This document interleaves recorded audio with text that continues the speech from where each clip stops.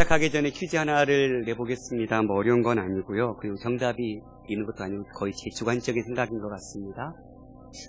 지금까지 기독교의 모든 예배 의식 속에서 교회 역사를 통틀어서 예배 시간에 가장 많이 사용된 말씀 구절이 뭘까요? 아마 제 생각에는 주기도문이 아닐까. 그리고 두 번째로 따진다면 오늘 본문 마태복음 11장 28절 수고하고 무거운 짐진 자들아 다 내게로 오라. 이 말씀이 아닐까. 예배 시작 전에 초대하는 말씀으로 많이들 쓰고 있지요. 그런데 여러분 예수 그리스도를 따르는 삶을 통해서 진정한 쉼을 누리고 있으십니까?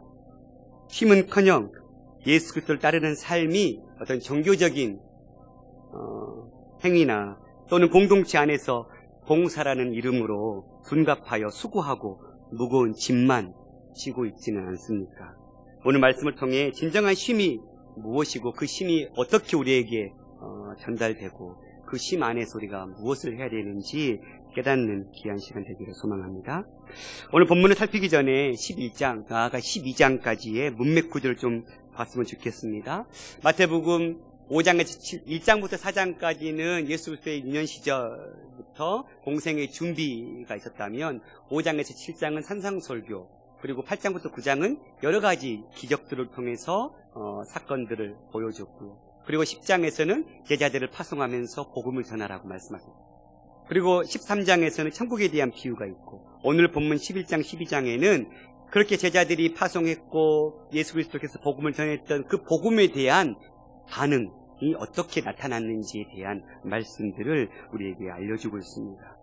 데이비스와 앨리슨이라는 학자는 이 11장, 12장의 구조를 333 구조, 3층 구조라 이렇게 얘기하고 있는데요. 불신앙, 그리고 초청, 이렇게 불신앙, 초청, 계속 불신앙, 초청, 불신앙, 초청의 말씀의 구조로 되어 있다. 그래서 2절부터 19절까지는 불신앙, 20절, 24절까지도 불신앙, 25절부터 30절까지는 초청, 그리고 12장도 그런 구조로 되어 있다는 것. 그리고 오늘 우리 본문 말씀은 초청에 대한 말씀, 받아들이는 영접에 대한 말씀의 부분인 것이죠. 예수님의 반응, 복음에 대한 반응을 주님은 계속해서 전하고 있었지만 그들은 계속해서 또 불신앙으로 반응했습니다. 근데 주님은 그 불신앙의 반응에 굴하지 않고 계속해서 또 초청하고 있는, 3번이나 주님 초청하시면서 그 초청에 반응된 자들과 되지 않는 자들을 이야기해주고 있는 것이죠.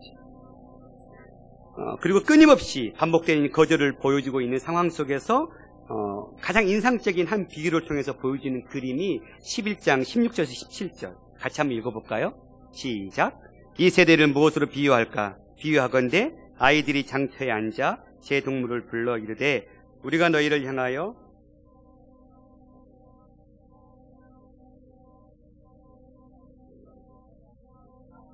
이 세대는 당대 유대인들을 지칭합니다. 어떤 모습이냐면 장터에 앉아 아이들이 제 동물을 부를 때 피리를 불어도 춤을 추지 않고 슬피 울어도 가슴을 치지 않는 자들, 잔치에 가서 춤을 추지 않고 장례장에 가서도 슬퍼하지 않는 그들의 모습, 아무런 반응을 보이지 않는 그들의 모습, 무감각한 모습, 그 모습이 바로 이스라엘의 모습이었습니다.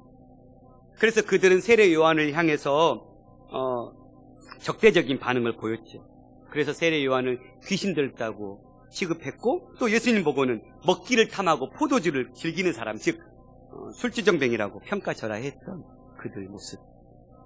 그리고는 21절 22절에는 벳세다 고라신을 얘기하면서 갈릴리의 바로 근처에 있는 동네들이 예수님의 기적을 보고도 반응하지 않는, 돌아오지 않는, 또 23절에서는 두로와 시돈을 얘기하면서 이미 멸망해버렸던 두로와 시돈을 다시 꺼내면서 내가 이 기적을 그 두로와 시돈에게 행했다면 두로와 시돈은 회개했을 거다, 돌아왔을 거다 라고 얘기하면서 응답하지 않는 사람들에 대해서 이야기하고 있는 주님. 그리고는 단순한 회개하며 돌아와야 하는 그 진정한 반응을 보이지 않는 것을 예수님은 안타깝게 여기시면서 25절이 소개되고 있다는 사실입니다. 25절 보니까 그때 예수께 대답하여 이르시되 천지의 주제이신 아버지여 이것을 지혜롭고 슬기 있는 자들에게 숨기시고 어린 아이들에게 나타내심을 감사합니다. 여기서 그때라는 말은 누군가의 질문이나 어떤 항변에 예수께서 답한 게 아니라 하나님과 예수님 사이의 어떤 밀접한 관계들을 이야기하고 있는 것이고, 앞절에 들어와 시도를 얘기하면서 그렇게 예수님의 초대에 반응하지 않은 사람들에 대한 결론적인 이야기들을 해주고 있습니다. 그러면서 주님은 천지의 주제이신 아버지, 예수가 드리는 기도와 찬양의 대상은 천지 만물을 창조하신 섭리하신 그 하나님 아버지를 부르고 있습니다. 하나님을 아버지라 부르면서 기도한 것은 예수님이 최초였죠. 그리고 예수님이 이후에 제자들도 하나님을 그렇게 불렀고, 우리도 예수님으로 인해서 하나님을 아버지라 부르는 은혜가 주어졌죠. 여기서 이것을 지혜롭고 슬기로 있는 자들에게는 숨겼다 했는데, 이것은 뭘 말할까? 아마도 현 문맥에서는 예수님의 일들, 즉 하나님의 나라의 현존을 드러내 보여주는 어떤 예수님의 말씀과 행동들을 지칭할 것입니다. 즉 믿음과 겸손이 있어야 이해할 수 있는 천국의 메시지, 어떤 천국의 활동들을 하나님은 보여주셨지만, 지혜롭고 슬기 있는 자들, 이들은 예수의 대적자들이죠. 특히 율법에 정통한 바리새인들과 서기관들, 이들은 율법 관련해서 굉장한 교육을 받았음에도 불구하고 마태복음 전체를 통해서 예수님의 가장 두드러진 대적들로 등장하고 있습니다. 지혜롭고 똑똑한 자들이 역설적으로 하나님의 지혜를 진정으로 이해하지 못한다는 사상은 이사야 29장 14절에 나타나 있습니다. 그러므로 내가 이 백성 중에 기이한 일, 곧 기이하고 가장 기이한 일을 다시 행하리니 그들 중에서 지혜자의 지혜가 없어지고 명철자의 총명이 가려집니다. 25절은 아마도 이사야 이런 사상을 반영하고 있는 것 같습니다. 스스로 지혜 있다고 생각하는 사람들에게 하나님은 그의 계시를 숨겨버리셨습니다. 그리고는 어린 아이들이라고 표현되고 있는 사람들에게는 나타내 주셨습니다. 아들 예수에 의해서 선택받은 자들, 헬라어로 어린 아이로 의미할 수도 있지만 이 네피오이라는 단어는 미성숙한 사람 혹은 어리석은 사람을 의미하는 단어이기도 합니다. 제자들을 얘기하죠. 아마도 무식하고 약해서 그래서 겸손하고 수용적인 자들로 이것들, 예수님께서 가르쳐줬던 천국의 모든 그 메시지들을 진정한 지식을 통하여 받아들이고 예수의 제자들이 된 자들. 마태복음 23장에서 예수는 율법을 알고 있다고 하는 서기관과 바리새인들을 제자와 대비시키시면서 제자는 그들을 본받으면 안 된다라고 말씀하셨습니다. 두 단락에서 예수님을 따르는 제자들과 대적하는 바리새인들의 차이를, 근본적인 문제를 이야기하고 있는데, 그것은 비밀을 허락받았느냐 받지 못했느냐. 그런데 바리새인들은 성경에 관해서는 능통한 자들이잖아요. 궁금한 것을 그들에게 물어보면 다 답변해 줄 수 있는 자들이잖아요. 그런데 오히려 그 지혜롭고 슬기롭다 생각한 것이 그들에게는 엄청난 장애물이 되어버렸어요. 성경을 공부할 때 지녀야 될 태도가 이런 게 아닐까 생각해요. 내가 다 아는 것, 나 배웠던 것, 이런 자세가 아니라 오늘 무엇을 배울까? 오늘 또 어떤 말씀이 내게 주어질까? 어린아이처럼 어떤 말씀이든지 받아들일 수 있는 준비가 된 자세. 그런 말씀으로 하나님의 말씀들을 받을 때 그 말씀을 통해서 새로운 은혜들이 솟아나게 됩니다. 내가 아는 것, 내가 아는 지식, 내가 아는 그런 지혜를 가지고 하나님의 말씀에 접근하는 것은 어리석은 태도일 것입니다. 그렇다면 어떤 태도입니까? 겸손함, 배우고자 하는 마음, 듣고자 하는 마음, 깨닫고자 하는 마음. 그것을 우리가 가질 때 진정 그 말씀을 통해서 진리가 깨달아지는 역사가 일어날 것입니다. 그렇다면 우리의 지식이 다 필요 없을까요? 우리가 경험하고 책을 통해서 깨달았던 것, 이게 필요 없지는 않을 거예요. 이것들을 통해서 하나님의 말씀을 깨닫는 도구로 쓰임은 받을 거예요. 그걸 다 버릴 필요는 없지만 중요한 건 뭐예요? 그러한 것들은 다 언제든지 뒤집어질 수 있는 것들. 성경의 진리 외에는 다 바뀌어질 수 있는 것들이지. 얼마든지 시대와 상황에 따라 진리였던 것처럼 보였던 것, 그것이 때로는 진리가 아닌 것처럼 보일 때도 있다라는 것이죠. 그러니 제자 바리새인들, 서기관들도 하나님의 말씀을 통해서 그들은 율법을 통해서 하나님을 깨달았잖아요. 그런데 도리어 그것이 그 성경 해석이 오히려 그들에게는 장애물이 되어버린 거예요. 성경의 해석조차도 성경의 원문이 아닌 해석이라면 그 해석조차도 우리는 늘 열려 있어야 되는 거예요. 거기에 갇혀 있으면 또 다른 하나님의 진리를 우리가 보는 것은 참 어려운 일 같다는 생각을 해봅니다.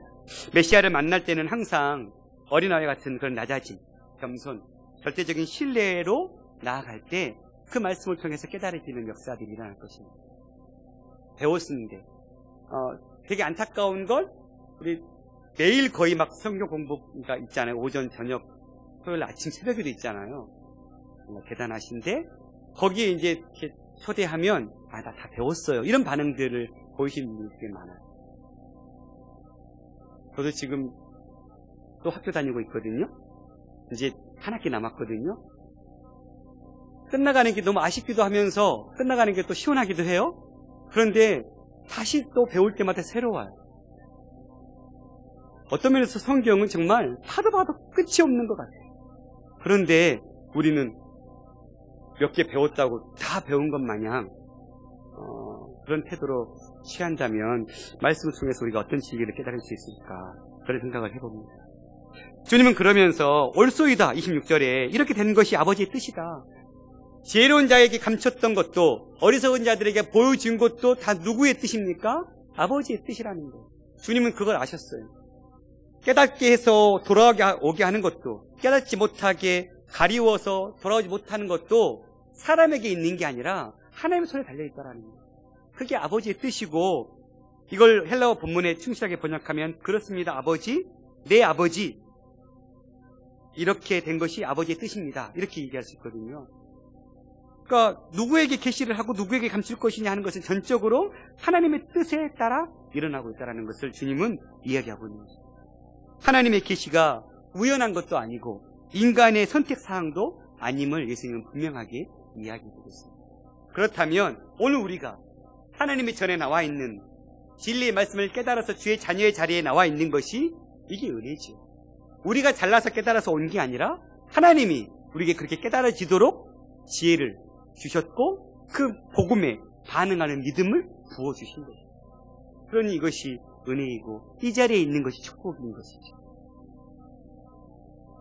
그러면서 17절에 내 아버지께서 모든 것을 내게 주셨으니 아버지 외에는 아들을 아는 자가 없고 아들과 또 아들의 소원대로 계시를 받는 자 외에는 아버지를 아는 자가 없다. 예수님께서 어떤 분이신지 이야기해 주고 있는데, 첫 번째는 하나님 아버지와의 그 관계 속에서 주님이 당신이 어떤 분이신지를 지금 이야기해 주고 있는 거예요. 첫째로 예수 그리스도는 하나님에 의해서 모든 것을 부여받은 사람이라는 거예요. 헬라어 본문에는 수동태형으로 쓰였거든요. 모든 것이 나의 아버지에 의해서 내게 넘겨졌으니. 그러니까 하나님께서 예수님께 그분의 능력을, 모든 것을 다 넘겨주셨다라는 거예요. 모든 것은 25절에서 아버지께 돌려진 창조와 섭리 그리고 계시를 포함하는 모든 것일 겁니다. 아마 제 용서의 권한, 바람과 바다를 다스리는 권한, 죽음과 모든 질병을 깨트릴 수 있는 권한, 천국의 복음을 선포할 수 있는 권한, 나중에 예수님은 하늘과 땅 부활 이후에 하늘과 땅의 권세를 가지신 분이심을 28장 18절에 선언했습니다. 이 모든 걸 주님은 하나님으로부터 받은 것입니다. 두 번째로 예수 그리스도는 하나님께서 아시는 분이다 라고 얘기하고 있습니다. 아버지 외에는 아들을 아는 자가 없다. 아버지만이 예수 그리스도가 어떤 분이신지 알 수 있다라는 거예요. 그러면서 예수님이 하나님께서 예수님을 아시는 이유는 하나님이 사랑하신 자이기 때문에 이는 내 사랑하는 자다라고 얘기했거든요. 사랑하는 그 예수님을 사랑하는 아버지만이 진실로 알 수 있는 것이죠. 그래서 예수는 하나님으로부터 인정과 사랑받으신 분으로서 하나님은 예수의 모든 것을 아신 분입니다. 예수님께서 걸으신 그 모든 걸음걸음을 하나님은 이미 다 알고 계십니다. 세 번째로 예수 그리스도는 하나님을 아시는 분. 하나님이 예수님을 아신 분이라면 예수님도 하나님을 아시는 분이라는 것. 아들과 아들의 소원대로 계시를 받은 자 외에는 아버지를 아는 자가 없다. 예수께서는 하나님의 마음을 헤아려 그 뜻이 무엇인지를 분명히 깨닫고 하나님의 시간표에 자신의 삶을 맞춰서 공생애의 사건을 걸으셨던 분이시죠. 자기의 생각, 자기의 뜻이 아니라 하나님의 뜻에 자기의 모든 걸 맞추셨던 분. 왜냐하면 하나님을 아신 분이니까. 이렇게 전권을 위임받은 아들과 그리고 그 아들의 소원대로 계시를 받은 자, 우리가 하나님을 알 수 있다는 것. 이렇게 하나님 아버지에 의해서 모든 것을 소유하시고 하나님 아버지께서 알아주시고 하나님 아버지를 아시는 예수님께서 사람들에게 세 가지를 요구하고 있습니다. 오늘 제가 하고 싶은 말씀이 여기에 있습니다. 첫 번째는 내게로 오라. 두 번째는 나의 멍에를 메라. 세 번째는 내게 오라. 주님이 요구하셔요. 수고하고 무거운 짐진 자들아 다 내게로 오라. 내가 너희를 쉬게 하리라. 하나님으로부터 모든 것을 부여받으신 분, 하나님이 모든 것을 아시는 예수 그리스도, 하나님을 또 아시는 예수님이 우리에게 초대하십니다. 내게로 오라. 그런데 이 28절과 29절을 헬라어 본문 순서에 따라서 번역하면 다음과 같습니다. 내게로 오라. 그리고 그러면 너희를 쉬게 하리라. 29절에도 나의 멍에를 메라. 그리고 내게 배워라. 그러면 너희가 너희의 영혼의 힘을 얻을 것이다. 이런 구조거든요. 똑같은 구조를 쓰고 있어요. 내게 오라. 그러면 쉴 거다. 내 멍에를 메고 그리고 내게 배워라. 그러면 너에게 진정한 쉼이 있을 거다. 주님께서 오라는 거예요. 오면 뭐가 있다라는 거예요? 쉼이 있을 거예요. 설교를 시작하면서 던졌던 질문, 그 질문에 대한 답이 11장 28절이라고 그랬는데 문제는 그러면 수고하고 무거운 짐이 무엇이냐이죠. 일반적으로 사람들은 삶의 무게를 생각합니다. 가정에서 주어지는 무게, 직장에서 주어지는 무게, 인간 세상 살면서 주어지는 어떤 삶의 무게를 이야기하기 쉬운데요. 그러나 본문은 그런 짐을 말하고 있지 않습니다. 그러면 어떤 짐일까? 마태복음 안에서 살펴볼 필요가 있는데 마태복음 23장 1절 4절 같이 한번 읽어볼까요? 시작.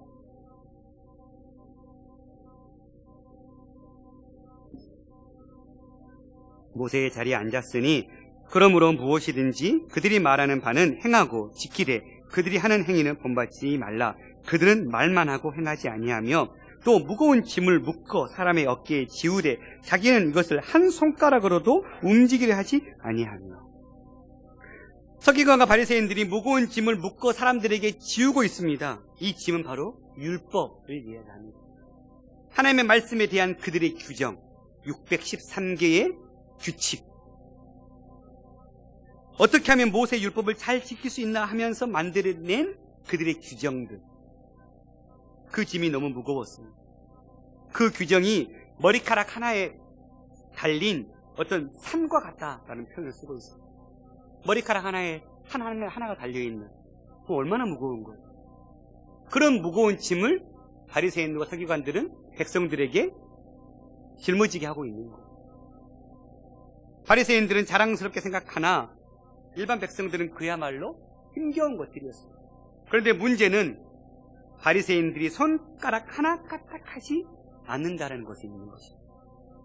여기서 손가락 하나 까딱하지 않는다는 것은 말만 하고 행하지 않는다라는 뜻으로 적용할 수도 있겠지만 이 의미는 짐을 지어 놓았는데 어떻게 해야 그 짐을 잘 질 수 있는지 그 방법을 가르쳐주지 않았다라는 것입니다. 원리를 가르쳐주지 않았다는 것이죠. 그래서 예수님은 그러한 짐진 자들에게 오라고 초청하고 있는 거예요. 무거운 짐을 버리고 이제는 가벼운 짐을 지라고 얘기하고 있는 거예요. 무거운 짐이 있고 가벼운 짐이 있다라는 거예요. 율법의 짐과 예수님의 짐, 어느 것이 양적으로 무거울까요? 어떤 면에서는 예수님이 짐이 훨씬 무거울 수 있을 거예요. 산상순 5, 6, 7장 어마어마한 말씀들이죠. 율법보다 훨씬 무거울 수 있어요. 윤리적으로 훨씬 더 지키며 살기 어려울 수 있어요. 그런데 왜 이렇게 말씀하셨을까요? 바리새인들은 그 무거운 짐을 지우기만 했지 원리나 방법을 가르쳐주지 않았지만 예수님은 구하면 주실 것이고 기도하는 자에게 하나님의 통치의 은혜로 질 수 있는 은혜를 주시기 때문에 내 짐을 지라고 말씀하고 있는 것입니다. 방법을 가르쳐 주셨어요. 원리를 가르쳐 주셨기 때문에 절대적인 무게는 무거울 수 있지만 그 무거운 절대적인 무게를 무겁게 느끼지 않을 수 있는 방법이 있다라는 거예요. 이것은 율법은 율법주의적으로 자기 의로 이루는 것이 아니라 예수님께 가면 그분과의 관계를 통해서 이루어지는 것을 얘기하고 있는 거예요. 우리가 우리의 힘으로 노력으로 이 짐을 가볍게 할 수 있는 것이 아니에요. 여전히 무거울 거예요. 근데 이 무거운 짐이 언제 가벼워지냐면 주님 안에 머물 주님과의 관계 속에서 살아갈 때 우리는 그 관계 속에서 이 무거운 짐이 가벼워지는 역사를 맛보게 될 거라는 것. 무겁지만 가볍게 질 수 있다는 것. 짐의 무게와 크기는 하나님 안에서 중요하지 않습니다. 중요한 건 주님과의 관계입니다. 관계가 깊어지면 깊어질수록 주님이 주신 멍에는 가볍고 쉬워질 것입니다. 그렇다면 우리가 신앙생활 하면서 신앙의 삶의 무게가 무거워진다고 느낀다는 것은 그러면 뭘 돌이키면 되는 거예요? 나와 하나님과의 관계가 지금 문제가 있다라는 거예요. 주님이 주신 이 멍에의 짐이 무거워서가 아니라 그 짐이 더 무거워져서가 아니라 물 먹은 솜이 무거워지듯이 그 짐 자체가 무거워진 것이 아니라 그 짐은 여전히 똑같은데 그 짐을 대하는 내 삶의 태도가 하나님과의 관계가 틀어지니까 그게 무겁게 느껴지는 거예요. 신앙의 생활이 하나님과의 관계 안에서 행복하니까 사랑하니까 하면 너무너무 쉬워요. 그런데 억지로 하려고 그러면 고통스럽죠. 본의 아니게 제가 테레비를 많이 갖다 주지 못하면서 아내가 이제 생업에 뛰어들어 했었거든요. 그게 벌써 15, 16년 됐어요. 그때부터 제가 살림을 하기 시작했거든요. 왜냐면 저는 시간이 좀 더 있고 아내는 계속 출퇴근을 해야 되고 그러니까. 그래서 제가 밥을 했어요. 저는 그게 너무 재밌는 거예요. 애들이 막 아빠 짱, 아빠 맛있어요. 뭐 별거 아닌데 막 완전 최고의 찬사를 보여주는 거예요. 그리고 나는 그게 너무 행복한 거예요. 그러니까 하는 거예요. 10년이 넘도록. 그게 만약에 숙제처럼 해야 될 거였다면 아내한테 빨리 넘겨오고 싶었을 거예요. 제발 좀 가져가줘. 그렇죠? 근데 요즘은 좀 바빠가지고 제대로 못한 건 있지만 사랑이 식었나 봐요. 중요한 건 사랑하면 무거워지지 않아요. 신앙생활도 그런 거. 기도의 자리에 나오는 것, 예배의 자리에 나오는 것, 하나님 사랑하면 기쁨의 자리예요. 그런데 10분 전에 안 나가면 뭔가 찝찝한데 이러면 그 걸음은 무거울 수 없어요. 예수님이 아버지 하나님과의 그런 관계 안에 거하셨어요. 하나님이 예수님을 알고 예수님이 하나님을 아는 관계. 마치 이것은 우리와 예수님과 관계가 어떠해야 되는지 보여주고 있는 것 같아요. 예수님은 말로만 하신 분이 아니에요. 삶을 사신 분이시잖아요. 하나님과 당신과 우리와의 관계를 하나님과 당신과의 관계를 통해서 보여주신 거예요. 내가 우리 아버지와 이런 관계가 있는 것처럼 아버지가 나를 알고 나도 아버지를 아는 것처럼 너희도 내가 너희를 아는 것처럼 너희도 나를 알아야 되는 관계. 이 관계 안에 들어오라는 거예요. 그러면 주님은 그 십자가의 무거운 짐을 이 잔을 옮길 수만 있으면 옮겨달라고 기도했지만 그 길을 걸으셨어요. 기꺼이. 왜 그럴 수 있었을까? 하나님과의 관계가 있었어요. 이 관계가 튼튼하니까 그 짐이 더 이상 인류를 위한 그 짐이 아니었을 거예요. 동일한 원리이지. 나와 예수님과의 관계가 온전하면 우리의 신앙의 삶에 주어진 산상수훈의 많은 삶의 숙제와 같은 신앙의 짐들이 더 이상 짐이 아닐 거예요. 기쁨으로 감당할 수 있게 될 거예요. 그래서 하나님 아버지와 깊은 관계를 가지고 있는 예수님처럼 우리도 예수님과의 그 깊은 관계 안으로 들어가는데 먼저 우리의 삶의 우선순위가 세워질 수 있기를 소망합니다.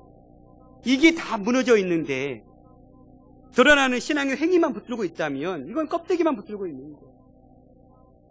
주님은 이걸 원하고 있지 않아요. 그거 다 버리라 그러시는 거예요. 너 지금 뭐 하고 있느냐? 나는 너와 지금 만나고 싶다. 난 너에게 지금 짐 짊어져 놓고 네가 그 짐을 어떻게 풀어가는지를 나는 보고 싶은 게 아니야. 나는 너랑 지금 사귀고 싶어. 이게 주님의 마음이시고.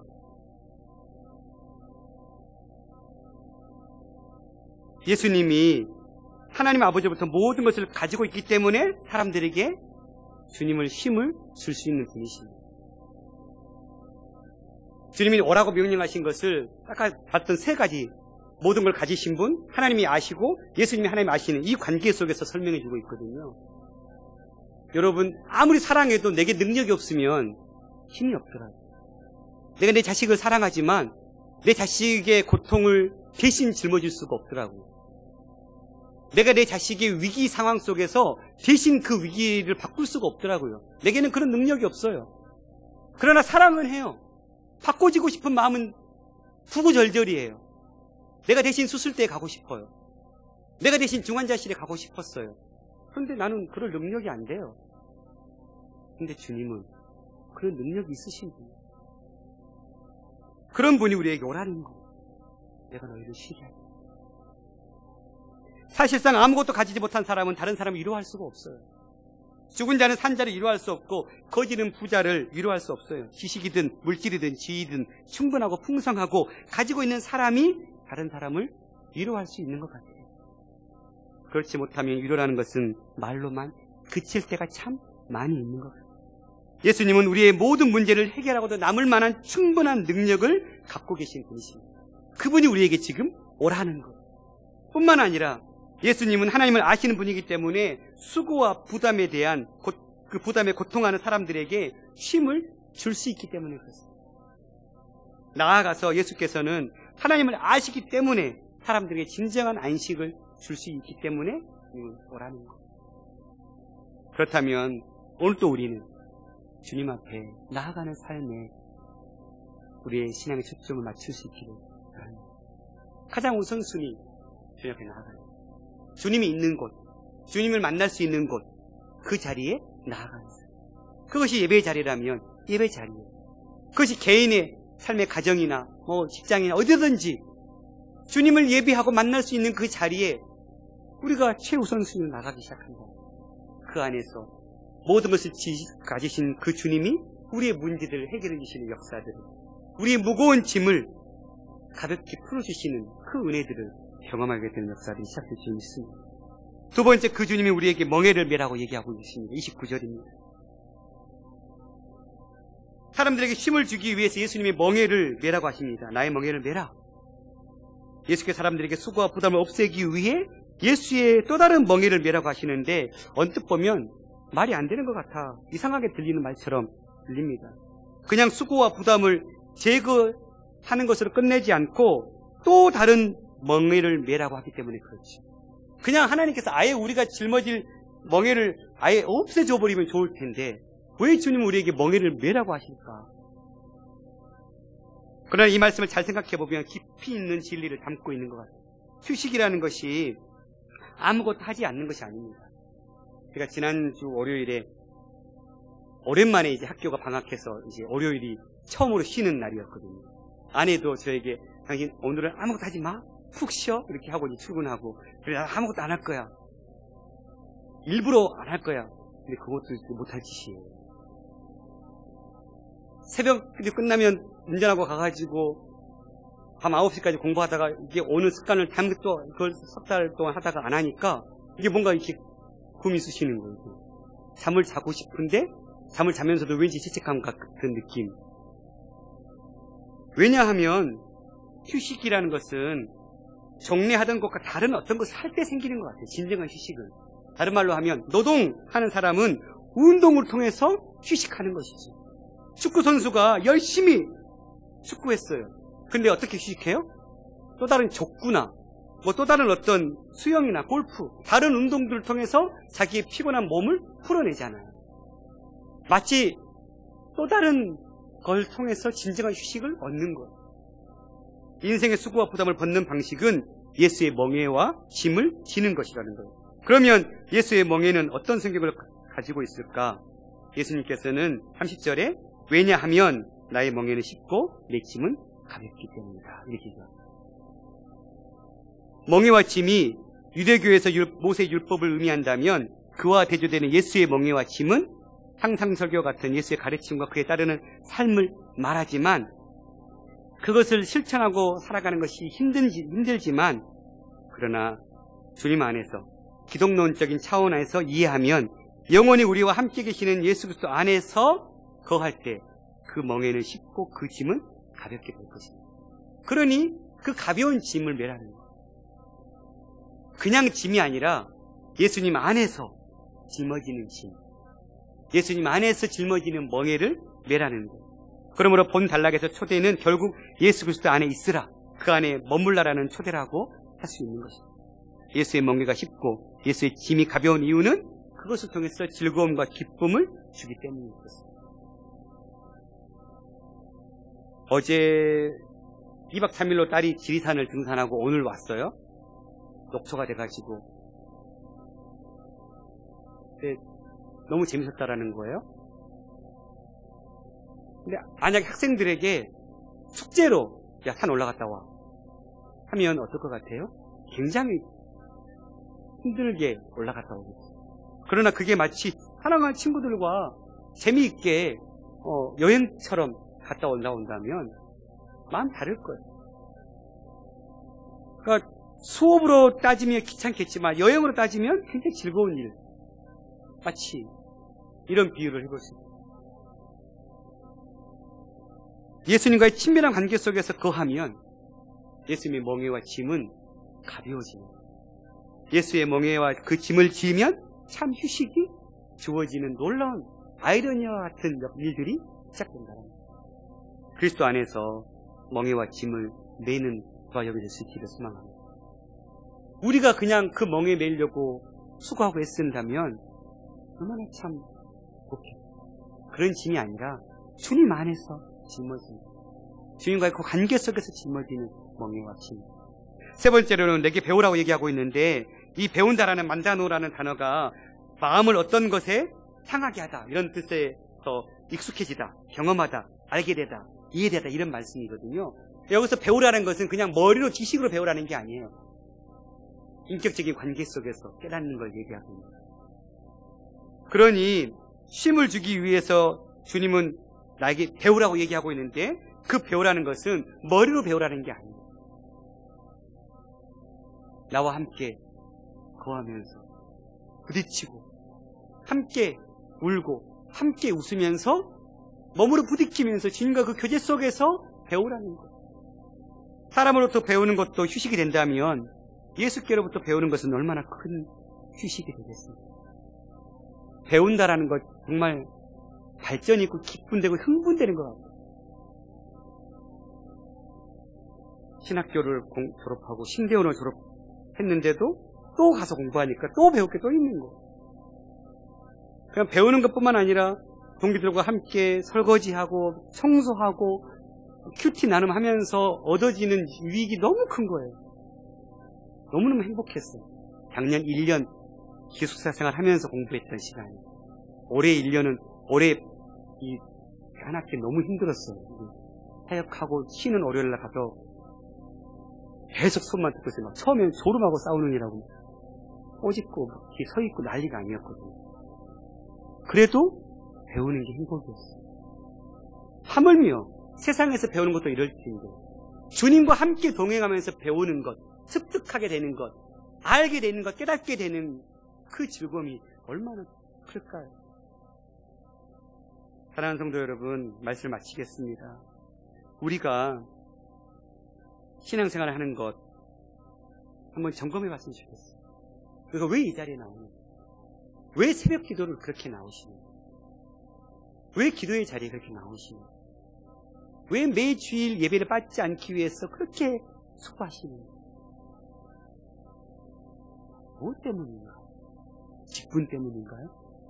남에게 그런 모습 보여주지 않기 위해서인가요? 그렇다면 우리는 지금 잘못된 멍에와 짐을 짊어지고 있는 거예요. 주님이 우리에게 매라시는 멍에와 짐은 그 짐이 아니에요. 예수님 안에서 그 사귐을 통해서 주어지는 멍에와 짐, 이걸 짊어지라고 하는 거예요. 우리는 겉으로 보이는, 내 신앙을 드러내 보이는 무거운 짐을 지고 그게 너무 무거워서 지쳐가지고 쓰러집니다. 제가 개척교회 7년 섬겼거든요.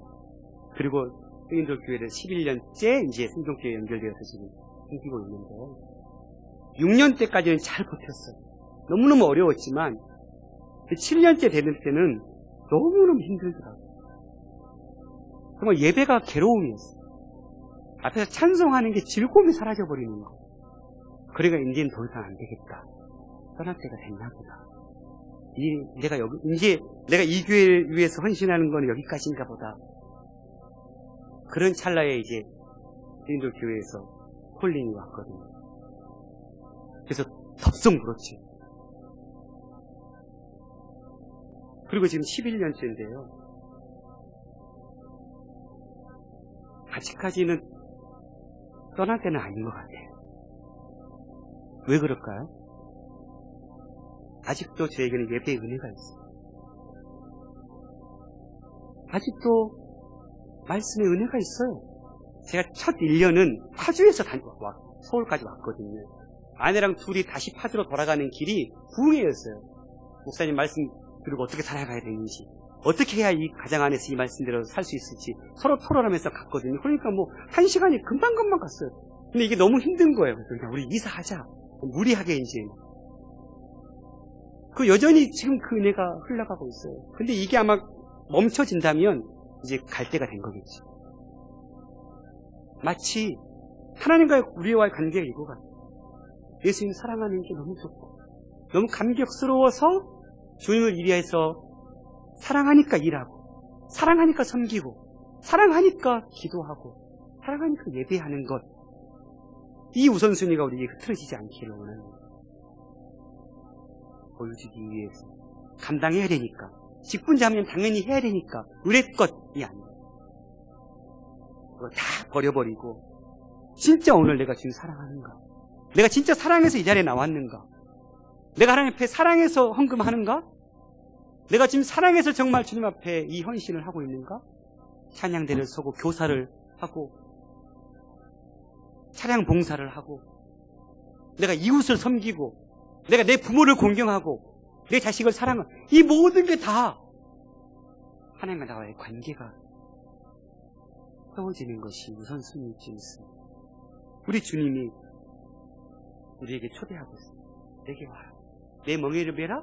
그리고 내게 배우라. 왜요? 그분은 모든 것을 가지신 분이기 때문에, 모든 것을 다 해결해 주시는 분이기 때문에, 그리고 그분은 하나님이 아신 분이고, 그분 안에서 진정한 사귐이 있을 때 그 예수 그리스도를 통해서 하나님을 알 수 있기 때문에 주님은 오라고 얘기하고, 오늘도 그 초대 앞에 우리가 서서 그 주님의 깊은 사랑의 사귐의 자리 가운데 나아갈 수 있는 그런 저들이 될 수 있기를 간절히 소망합니다. 우리